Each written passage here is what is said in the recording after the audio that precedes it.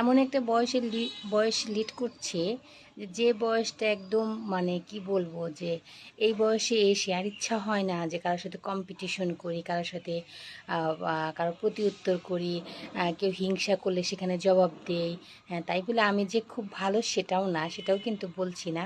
কিন্তু দেখেন যে এই একটা পর্যায়ে এসে যে এই বয়সে এসে যদি কেউ ঝগড়া করে, কেউ কারোর সাথে হিংসা করে, সেটা বন্ধু বান্ধব হোক, আত্মীয় স্বজন হোক, কাছের কেউ মানুষ হোক, তাহলে কিন্তু খুবই কষ্ট লাগে। এই যে একটা মানে একটা বিচ্ছেদ, একটা সম্পর্ক নষ্ট হয়ে যাওয়া, এটা কিন্তু আপনি চাইলে এই জীবনে সেটাকে আপনি সহজে আর আপনি মিটিয়ে ফেলতে পারবেন না। কারণ এই বয়সটা অনেকটা আমাদের মানে ইগো কাজ করে যে না আমি আগে যাব বা এই যাব সেই যাব।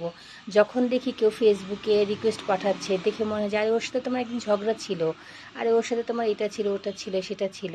তারপরে ফেসবুকে যখন রিকোয়েস্ট পাঠায় তখন কিন্তু সেটা আমরা অ্যাকসেপ্ট করি, আমি হই আপনি হন বা যেই হন না কেন, অনেকে ঝুলাই রাখে, ঠিক আছে।